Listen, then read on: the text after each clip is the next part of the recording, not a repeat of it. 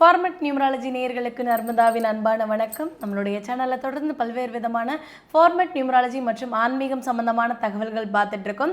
அந்த வகையில் இன்னைக்கு நம்ம பார்க்க போகிற இந்த ஒரு பதிவில் பஞ்சபக்ஷிக்கும் நியூமராலஜிக்கும் எந்த மாதிரியான தொடர்பு இருக்குது அப்படின்றத பற்றின தெளிவான விளக்கம் கொடுக்கறதுக்காக நம்ம கூட இன்னைக்கு ஃபார்மட் நியூமராலஜியினுடைய தந்தை டாக்டர் மகா தனசேகர் ராஜா அவர்கள் இணைஞ்சிருக்கிறாங்க. வணக்கம் சார்.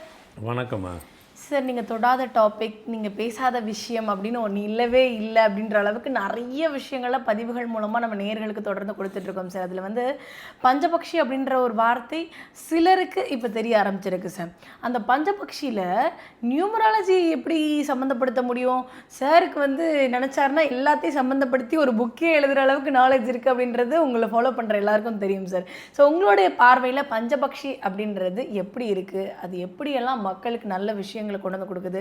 முதல்ல பஞ்சபக்ஷியை நீங்கள் எப்படி பார்க்குறீங்க, அதை சொல்லுங்கள் சார் எங்களுக்கு. வணக்கங்க எல்லாத்துக்கும். நீங்கள் சொன்ன மாதிரி எல்லா விஷயங்களையும் நம்ம எண்கணிதத்து மூலயமாக உள்ள அடக்கி அழகாக அதுக்குள்ளே உட்கார வச்சிடுறோம்.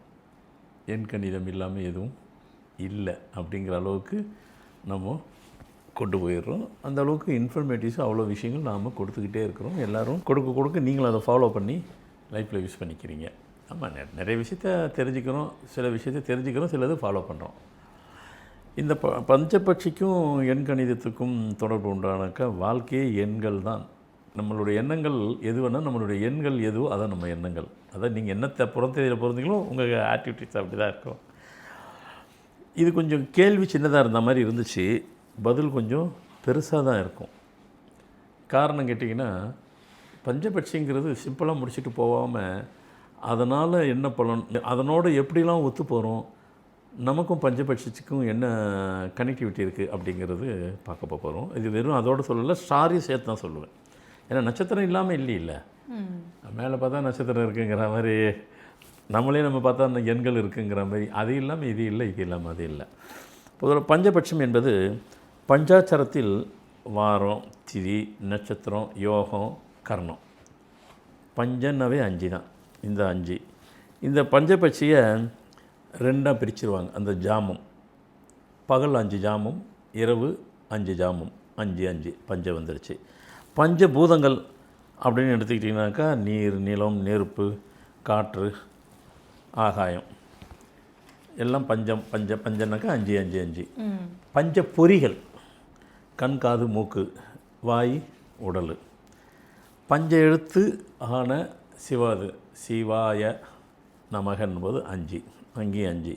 பஞ்ச பச்சி வல்லூர், ஆந்த, காகம், கோழின்னு பொதுவாக சொல்லுவாங்க, ஆக்சுவலி சேவல் தான். ஆமாம், மயில். கோழின்னு சும்மா அது ஒரு இதுக்காக சொல்லிக்கிறது கலோக்கிலையா, ஆனால் சேவல் தான். முருகர் கூட எங்கே நிற்கிது, யார் நிற்கிறா, கோழியாக நிற்கிது, சேவல் தான் நிற்கும், அதுதான் மயில். இந்த 5மே இறைவனுடைய கனெக்டிவிட்டி தான். இந்த நட்சத்திரம் அப்படிலாம் வந்துட்டு இந்த ஃபஸ்ட்டு முதல்ல சொன்ன பாருங்கள், 5 ஜாமன்ட்டு, பகல் 5 ஜாமும், இரவு 5 ஜாமும். அப்போது 5 அங்கேயும் பிரிக்குது. ஒரு ஜாமம் அப்படிங்கிறது 2 மணி நேரம் 24 நிமிஷம் இன்ட்டு 5 ப்ளஸ் 10 இன்ட்டு இந்த 10 இதை போட்டிங்கனாக்கா 24 மணி நேரம் வந்துடுச்சு. அப்போது இந்த 5 எப்படி உள்ளே கனெக்ட் ஆகுது பாருங்கள். அடுத்து இந்த பஞ்சபட்சி, அந்த பஞ்சபட்சின்னா அது என்ன பட்சிகள், வல்லூர், ஆந்த, முதல்ல சொன்ன மாதிரி வல்லூர், ஆந்த, காகம், சேவல், அடுத்து மயில். ஒவ்வொரு பட்சிக்கும் ஒரு நட்சத்திரம் இருக்குது. ஒரு நட்சத்திரத்தில் ஒவ்வொன்றுத்துக்கு 5-6 நட்சத்திரம் இருக்கும். ஃபஸ்ட்டு வல்லூருக்கு என்னென்ன நட்சத்திரம்லாம் கனெக்ட் ஆகுது? அஸ்வினி, பரணி, கிருத்திகை, ரோஹிணி, மிருகசீஷம். இதெல்லாம் எதுக்கு சொல்கிறேன்னா, அப்படியே கேட்டுக்கிட்டே வாங்க, அது எங்கே போய் கனெக்ட் பண்ணுறோம் பாருங்கள். அப்படியே நட்சத்திரம் முடிச்சுட்டு அப்புறம் எண்கணிதத்தை இந்த பட்சிகளும் நாமளும் எங்கே போய் கனெக்ட் ஆகிறோம் பாருங்கள், அதுதான் அங்கே பஞ்சபட்சிங்கிறது. அடுத்து ஆந்த, திருவாதிரை, புனர்பூசம், ஆயில்யம், மகம், பூரம். அடுத்து காகம், உத்திரம், அஸ்தம், சித்திரை, சுவாதி, விசாகம். இந்த பட்சியெல்லாம் இந்த நட்சத்திரத்தோட கனெக்டிவிட்டி இருக்குது. எப்படி இருக்குதோ சொல்ல போகிறோம். அடுத்து சேவலுக்கு அனுஷம், கேட்டை, மூலம், பூராடம், உத்திராடம், திருவோணம். அடுத்து மயில். இது என்னென்ன ஸ்டார்? அவிட்டம், சதயம், பூரட்டாதி, உத்திரட்டாதி, ரேவதி. இது ஒரு பட்சிக்கும் 5-6 நட்சத்திரம் கனெக்ட் ஆகுது. சரிங்க, இந்த பட்சி ஃபஸ்ட்டு வல்லூர் எடுத்துப்போம். வல்லூர்னா ஒன்றும் இல்லை, பருந்து தான் வல்லூர். வல்லூர் சொல்லாரு, இவர் வல்லூர். எல்லாத்துக்கும் எல்லாம் தெரியும் சொல்ல முடியாது. சில விஷயங்கள் நம்மளை அறியாமல் தெரியும். பருந்துன்னா தெரியும், வல்லூர்ன்றது சில பேருக்கு தெரியல, சில தெரியல. அது பருந்து, வேறு ஒன்றும் இல்லை. பருந்து, கழுகு எது வேணால் வச்சுக்கலாம். வல்லூர் அப்படின்றது அதுதான். இந்த வல்லூர் இது எப்படி கொண்டது, இதனுடைய குணாதிசயம் என்ன அப்படின்னு பார்த்தா, இந்த வல்லூர் யாரிடமும் பிடிபடாது. நான் வல்லூரை பிடிச்சிட்டேங்க அப்படி யாரும் சொல்ல முடியுமா? வாய்ப்பே இல்லை. நீங்கள் கனவுல கூட பிடிக்க முடியாது. அவ்வளோ சீக்கிரம் யாரிடம் பிடிபடாது. யாருக்கும் தலை வணங்காது, யாருக்கிட்டையும் விட்டு கொடுக்காது. மற்ற பட்சி வேறு, இந்த பட்சி வேறு. இந்த பட்சியை பற்றி, வல்லூரை பற்றி சொல்லிகிட்டு இருக்கிறேன். தன் வழி தனி வழி, அதுக்குன்னு ஒரு வழி இருக்கும். அந்த வழியில் தான் அது போகும் வல்லூர். அது வாழ்க்கையை அப்படி தான் அமைச்சிக்கும். அந்த வல்லூர் நம்ம முதல்ல சொன்ன மாதிரி வல்லூருடைய நட்சத்திரத்தை சொல்லிட்டோம். அஸ்வினி, பரணி, கிருத்திகை, ரோகிணி, மிருகசீரிடம். இவர்களும் வல்லூருடைய குணாதிசயத்தை பற்றி சொல்லிட்டேன். வல்லூர் பற்றி அதனுடைய ஆக்டிவிட்டி, அதனுடைய பலனில் சொல்லிட்டேன். அது பலமே அதான், பலமே அதான். இப்போ இந்த நட்சத்திரம் பார்த்திங்கன்னா வல்லூர் போன்றே தான் இவங்களும் இருப்பாங்க. எப்படி? அவ்வளோ சீக்கிரம் யாருக்கிட்டையும் பிடி கொடுத்து பேச மாட்டாங்க. ஆமாம், நீங்களே பார்த்துக்கிறீங்க. அஸ்வினி, பரணி, கிருத்திகை, ரோகிணி, மிருகசீரிடம், அவள் பேசி பாருங்களேன். பிடி கொடுத்து பேச மாட்டாங்க. அவ்வளோ சீக்கிரம் யாருக்கும் அப்படிலாம் தலை வணங்க மாட்டாங்க. தன் சுயநலத்துக்காக யாருடையும் விட்டு கொடுக்க மாட்டாங்க. வல்லூர் போன்றே என் வழி தனி வழி அப்படிங்கிற ஆட்டிடியூட்டில் தான் இருப்பாங்க. இதுக்கு தான் பஞ்சபட்சியை சொல்கிறது. பஞ்சபட்சின்றது சிம்பிளாக சொல்லிட்டோம். அது நட்சத்திரத்தோடு கனெக்ட் ஆகிட்டு அந்த நட்சத்திரனுடைய குணாதிசயத்தை கரெக்டாக கனெக்ட் ஆகுது. அப்போ ஒரு நட்சத்திரத்துலையும் இருக்கக்கூடியவங்களுக்கு இப்போ உதாரணத்துக்கு ஆந்தை அப்படின்ற ஒரு பட்சி ஒரு நட்சத்திரக்காரர்களுக்கு இருக்குன்னா, அந்த நட்சத்திரத்துக்காரர்கள் யாரோ அவங்க ஆந்தைக்குடி குணாதிசயங்கள்ல இருப்பாங்களா சார்?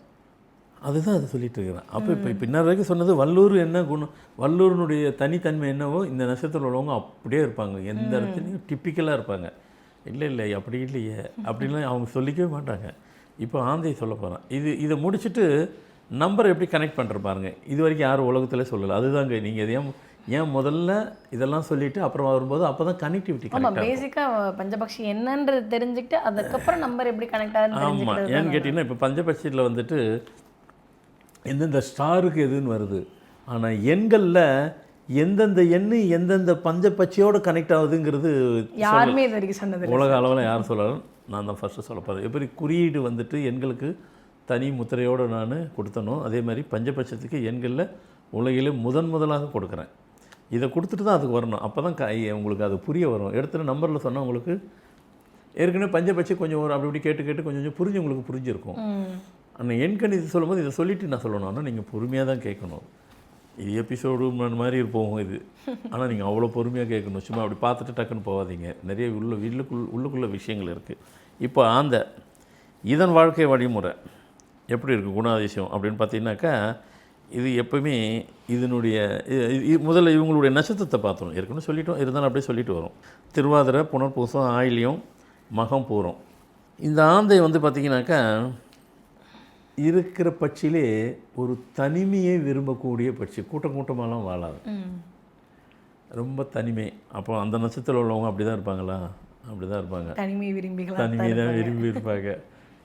நீங்கள் ஒரு வாரம் இல்லை 10 நாள் தனியாக இருக்க சொன்னாலும் இருப்பாங்க. கூட்டமாக இருந்தாலும் இருப்பாங்க. அதுக்கு கூட்டத்தை விரும்ப மாட்டாங்கன்னு சொல்லலை. ஆனால் ஆந்த கூட கூட்டத்தை விரும்பாது. இவங்களும் விரும்ப மாட்டாங்க. சூழ்நிலை இருக்கிற மாதிரி சூழ்நிலை இருக்கும். கொஞ்ச நேரம் இருப்பாங்க, திரும்ப அங்கேருந்து கலந்துக்கிடுவாங்க. அதனுடைய ஆட்டிடியூட் அப்படியே இருக்கும். மற்ற பட்சிகளை விட ரொம்ப வித்தியாசமாகவும் இருக்கும். தான் வாழ்கிற வாழ்க்கை வழிமுறையே ரொம்ப வேறுபட்டிருக்கும். வேறுபட்டிருக்குன்னா யாருமே கண்டுபிடிக்க முடியாத அளவுக்கு வாழ்க்கையை வாழ்ந்துட்டுருக்கோம். ஆமாம், ஆந்தையை யார் பார்க்க முடியும்? அது வாழ்கிறது எங்கே யார் கண்டுபிடிச்சிருக்கிறேன்? இல்லை, நான் பார்த்துருக்குறேங்க, அந்த இருக்குது அங்கே, அப்படி யாரும் சொல்ல முடியுமா? வாய்ப்பு இல்லை. அதே நேரத்தில் ஆந்தை லக்ஷ்மி அம்சம் கொண்டது. ரொம்ப பேருக்கு தெரியாது, அது லக்ஷ்மி அம்சம் கொண்டது. அந்த ஆந்தை ஒரு வீட்டுக்கு வந்துட்டு நம்ம பார்க்க முடியாது, பார்த்தாலே பார்த்தாலே அதுக்கு நமக்கு அதிர்ஷ்டம். அது இரவு நேரம் தான் பார்க்க போகிறோம், பார்த்தாலே அதிர்ஷ்டம். ஒரு சில நேரத்தில் யார் வீட்டில் அப்படி உட்காந்து எழுந்திரிச்சிட்டு போயிடுச்சுனாவே அந்த இடத்துலவே அவங்களுக்கு அதிர்ஷ்டம் ஸ்டார்ட் ஆயிடுச்சுன்னு அர்த்தம். அதேமாதிரி உணவு பழக்க வழக்கங்களும் கொஞ்சம் வித்தியாசமாக தான் இருக்கும். இந்த ஆந்தைக்கு நம்ம சொல்லிட்டோம், அப்படியே இந்த நட்சத்திரத்தில் அப்படியே வாங்க. ஆந்தை போன்றையே இப்போ ஏற்கனவே சொல்லப்பட்ட இந்த நட்சத்திரமும் இவங்களும் யாருடையும் கனெக்டிவிட்டியோடு அவ்வளோ பெருசாலாம் இருக்க மாட்டாங்க, இருக்கிற போல் இருப்பாங்க. இவங்க வாழ்கிற வழிமுறையும் தனியாக இருக்கும். இந்த நட்சத்திரத்தை திருமணம் செய்து கொள்பவர்கள், ஆந்தை எப்படி லக்ஷ்மி கடாட்சேபம் கொண்டதோ, லக்ஷ்மி அம்சத்தை கொண்டதோ, இந்த நட்சத்திரம்னா இது ஏற்கனவே சொல்லப்பட்டது தான். இந்த ஆந்தை பட்சிக்கு சொல்லப்பட்டிருக்கக்கூடிய அந்த நட்சத்திரங்கள், அந்த நட்சத்திரத்தில் யார் இந்த நட்சத்திரம் கொண்டவங்கள திருமணம் பண்ணுறாங்களோ அவங்களுக்கு அதிர்ஷ்டம் உண்டு. அது லக்ஷ்மி அம்சம், இது லக்ஷ்மி கடாட்சேபம். அதுக்கு தான் இந்த விஷயத்தெல்லாம் எதுக்காக சொல்கிறேன்னு, சும்மா இந்த பட்சிக்கு இந்த நட்சத்திரம் அப்படி சொல்லிட்டு போகிறதுக்கு இல்லை, கடந்துட்டு போகிறது இல்லை. அதில் உள்ளுக்குள்ளே ஏதாவது உள்ள ஒரு விஷயம் உள்ளே வைக்கிறோம். இவங்களும் வாழ்கிற வழிமுறையும் வித்தியாசப்படுத்திக்கிட்டு தான் இருக்கும். அடுத்து இவங்க சாப்பிட்ற உணவு, நம்ம ஃபுட்டெல்லாம் பாருங்களேன். இப்போ நீங்களாம் வீட்டிலலாம் இருப்பீங்க, உங்கள் நட்சத்திரம் அவங்க தானே இருப்பாங்க, வித்தியாசமாக இருக்கும். நம்ம எல்லோரும் வழக்கமாக எல்லாம் ஒரு சாப்பிட்றதுல எனக்கு அது வேண்டாம், எனக்கு இது வேண்டாம், இது தனியாக சாப்பிடுவாங்க. அதனுடைய ஆக்டிவிட்டிஸ் அப்படியே இருக்கும். ஸோ அப்போது ஒரு பட்சி ஒருனுடைய இது ஒருத்தர் கனெக்டிவிட்டி வருது. அடுத்து காகத்துக்கு என்னென்ன நட்சத்திரம் சொல்ல போகிறோம்னாக்கா, உத்திராடம், அஸ்தம், சித்திரை, சுவாதி, விசாகம். காகம் பொதுவாகவே சொல்லுவோம், அவ்வளோ சீக்கிரம் அது ஒரு இறை கனெக்டிவிட்டி. ஏன்னா பொதுவான ஒன்றை பற்றி பேசும்போது நிறைய சொல்கிறோம். இப்போ அதை ரொம்ப அதை ஸ்பெசிஃபை பண்ண வேண்டான்றதுக்காக அப்படியே நான் போகிறேன். என்ன இதுவே டைம் எடுக்கும் அதுக்காக. காகம் மற்ற இதோடு அவ்வளோ சீக்கிரம் கனெக்ட் ஆகாது. காகத்துக்குன்னு சொல்லி அந்த காகம் தான் வாழ்கிற வாழ்க்கை, சாப்பிட்றதுங்கிறது வழிமுறை விட்டுருங்க, ஆனால் மற்றவங்களுக்கு பிரயோஜனம் உள்ளதாக தான் இருக்கும். அது வாழ்கிறது மற்றவங்களுக்கு பிரயோஜனம் உள்ளதாக இருக்கும். அதே நேரத்தில் காகம் சாபம் விடக்கூடிய பட்சி ஆகும். காகத்துக்கு சாபம் விடக்கூடிய இது பலன் உண்டு. ஆனால் சார் பொதுவாக இப்படி ஒரு கருத்து உண்டு சார், காகம் சாபம் வாங்கினதுனால தான் அதோட ஒரு கண்ணு தெரியாமல் இருக்குது, அது ஒரு கண்ணில் தான் பார்க்கும் அப்படின்ற மாதிரி ஒரு விஷயம் இருக்குது. அது உண்மைதானா சார்? அது உண்மைதான். அதை தான் சொல்ல வரேன். அது சாபம் வாங்கினதுனால அதுக்கு அப்படி இருக்குன்னா கூட அந்த சாபம் அதுக்கிட்ட இருக்கிறதுனால தான் திருப்பி மற்றவங்களுக்கு சாபம் கொடுக்குது. அதுக்கிட்ட இருக்கிறதுனால. ஆமாம். காகத்துக்குன்னு சொல்லி தன்னிச்சையாக ஒரு பெரிய சுய இதெல்லாம் எதுவுமே இருக்காது. அது ஒரு வாழ்கிற அது ஒரு பறவை, ஜீவ பறவை தான் அது வாழ்கிறது காகம். ஆனால் உண்மையை சொல்லப்போனால் அது தனக்காக வாழாமல் பிரயோஜனமாக மற்றவர்களுக்கு, யாருக்குன்னா குறிப்பாக மனிதர்களுக்கு தான் காகம் எப்படி சார் மனிதர்களுக்கு பிரயோஜனமாக இருக்குன்னு சொல்கிறீங்க? கரெக்ட், நல்ல வார்த்தை. ஏன் அப்படி சொல்கிறேன் அப்படின்னாக்கா, நாம் காகத்துக்கு சாதம் வைக்கிறோம் அப்படின்னாக்கா, ஏற்கனவே கர்மா உள்ள இடத்துல அது சாப்பிடாது. அவங்க சாப்பாடு வச்சா சாப்பிடாது. அது இல்லாதவங்க சாப்பாடு வச்சா சாப்பிடுது. நாம் நினைக்கிறோம் நம்ம சாப்பாடு வைக்கிறோம் அது சாப்பிட்டு போகுது அப்படின்னு நினைக்கிறோம். சாப்பாடு வைக்கிறத சாப்பிட்டு போகிறது அது வச்சா சாப்பிடுதுங்கிறது வேறு விஷயம். ஆனால் அது சாப்பிட தொடர்ந்து உங்கள் வீட்டுக்கு உங்களை சாப்பிட உங்களை ஒரு வகையில் அது காப்பாற்றிட்டு இருக்குன்னு வச்சு, உங்கள் வாழ்க்கையில் வர பல பிரச்சனைகளை அது உள்வாங்கிக்கிறது, அந்த பிரச்சனையை அது சால்வ் பண்ணி கொடுக்குது. காகத்தை அதுக்கு அதை தொந்தரவு கொடுக்கும்போது தான் சாபம் வரும். யாரும் கொடுக்க மாட்டாங்க, விட்டால் சில பேர் தெரியாமல் விடுறது தான், செய்யும்போது தான் அது சாபம் விடும். அப்போ அது பிரத்தியாக இருக்கிறதா வாழுது. அப்படியே இங்கே வரும். அப்படியே இந்த நட்சத்திரத்துக்கு உத்திராடம், அஸ்தம், சித்திரை, சுவாதி, விசாகம், அவங்கள பர்சனலாக எடுத்து பாருங்கள். அவங்க வாழ்கிற வாழ்க்கைலாம் அவங்க தங்களுக்காக வாழ்ந்தோம் அப்படிலாம் பெருசாலாம் இருக்காது. பிறருக்காக தான் வாழ்ந்துட்டுருப்பாங்க, மற்றவங்களுக்காக தான் வாழ்க்கை. ஒரு என்ன சொல்கிறது, ஒரு சாக்ரிஃபைஸ் வாழ்க்கை தான் வாழ்ந்துட்டுருப்பாங்க. காகம் எப்படி மற்றவங்களுக்காக வாழ்ந்துங்கிற மாதிரி அதேமாதிரி இவங்க அந்த ஒரு வீட்டில் இருப்பாங்க. இந்த நட்சத்திரம் உள்ளவங்கனாக்கா அவங்க சாக்ரிஃபைஸ் வாழ்க்கை தான் வாழ்ந்துட்டுருப்பாங்க. அதுக்கு தான் அந்த பட்சி காகத்தோடு கனெக்ட் ஆகுது. இந்த நட்சத்திரம் உள்ளவங்களும் அப்படியே காகத்தை சொல்லிட்டோம். நட்சத்திரம் உள்ளவங்கள சொல்ல வரும். இந்த நட்சத்திரம் மற்றவங்களுக்கு தீங்கு செய்ய மாட்டாங்க. அதை நம்ம சொல்லிட்டேன். இந்த நட்சத்திரத்தில் பிறந்தவங்க இப்போ நான் சொன்ன பாருங்கள், இவங்களும் சாபம் விடக்கூடிய சக்தி இருக்குது. அதுக்கு தான் அந்த அந்த பஞ்சபட்சியில் எது அந்த கனெக்டிவிட்டி சொல்கிறோமோ இவங்களும் எல்லாம் பொதுவாக ஒரு மனிதன் சில பேரோட வாயில விழுகாது அப்படின்னு சொல்லுவாங்க இல்லையா? கரெக்டாக பாயிண்ட் பிடிச்சிங்க. சொல்லுவாங்க பார்த்தீங்களா, அவன் வாயில விழாத அவனுக்கு அப்படிம்பாங்க. அதுக்கு காரணக்காரையும் சொல்ல தெரியாது, ஆனால் இதை மட்டும் தெரிஞ்சு வச்சுருப்பாங்க. அது இந்த நட்சத்திரம் உள்ளவங்க. நீ இப்படி ஆயிடுவே அப்படி சொன்னால் அப்படி ஆயிடுவாங்க. அதோட மாற்று கருத்தே இல்லை. ஏன்னா அவங்க காகத்தினுடைய அம்சத்தினுடைய பட்சிக்கு கனெக்டிவிட்டி உள்ளவங்க.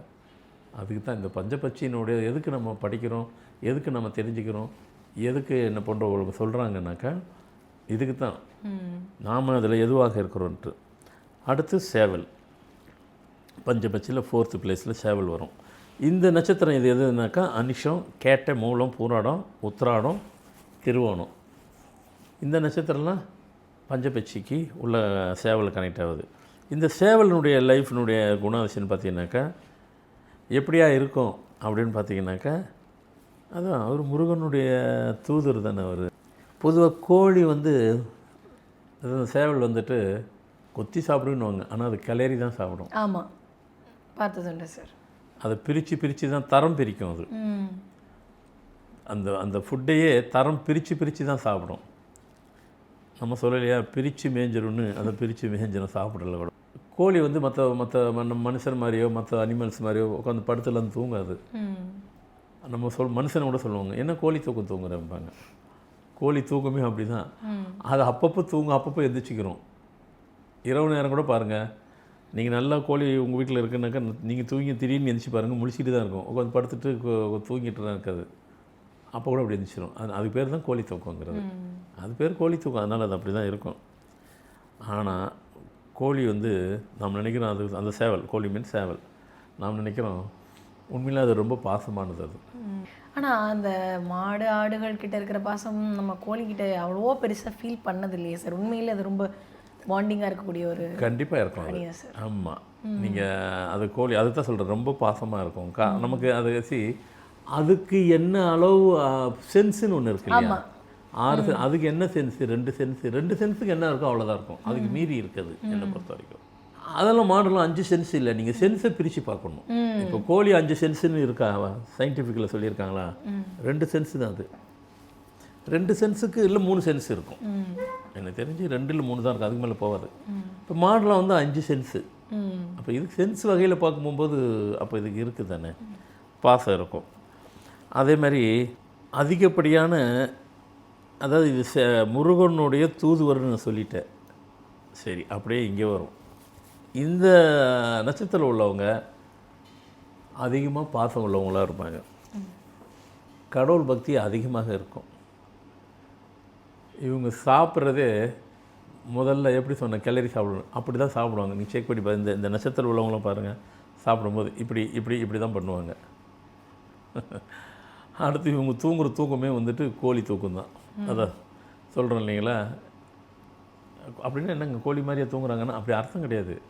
இப்போ ஏதோ ஒரு வண்டியில் பிரயாணம் பண்ண டைம் கொஞ்சம் கிடச்சேன்னு வச்சுக்கோங்க, அங்கே படுத்தது கோழி கூட நின்றுக்கிட்டே இருக்கும், நின்றுக்கிட்டே தூங்கும், அப்புறம் முழிச்சிடும். அதுக்கு தான் கோழி தூக்குங்கிறது. இவங்களும் அதே மாதிரி தான் இருக்கும்.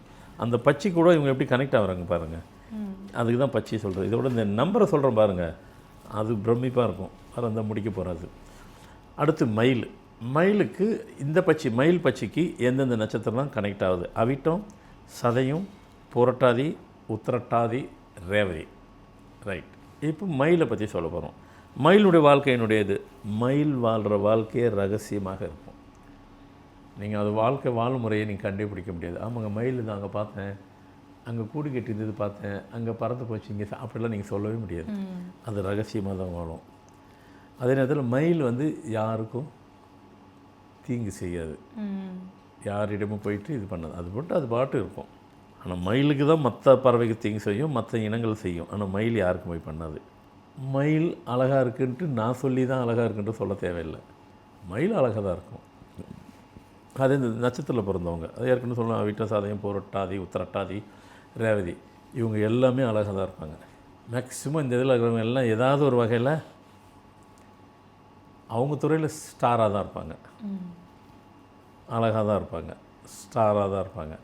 இவங்க யாருக்கு தீங்கு செய்ய மாட்டாங்க, இவங்களுக்கு மற்றவங்க ஒன்றும் செய்யலாம், இவங்க செய்ய மாட்டாங்க. அதனுடைய ஆக்டிவிட்டீஸ் அப்படியே கனெக்டிவிட்டி தான். ஆனால் மயில் எப்படி வாழ்கிறது ரகசியமாக இருக்கும், இவங்க ரகசியமாக வாழ்வாங்க. இந்த பஞ்சு பட்சியினுடைய குணாதிசயமே அந்த பட்சியோட மனுஷனோட வாழ்க்கையும் அந்த ஸ்டாரை போய் கனெக்ட் பண்ணி வாழ்கிற வழிமுறையும் கனெக்ட் ஆகுது. அப்போ மொத்தத்தில் பட்சி தெரிஞ்சுக்கிட்டோம்னாலே அவங்களோட கேரக்டர் முக்கால்வாசி நம்ம தெரிஞ்சுக்கலாம். அப்படி தானே சார்? அதுலேயும் இப்போ நீங்கள் நம்பரை வேறு சொல்ல போகிறீங்க, அவங்க ஜாதகமே எங்கள் கையில் இருக்கிற மாதிரி ஆகிடுமே சார். அதுதான் இப்போ நம்பர் எப்படி கனெக்ட் ஆகுது பாருங்க.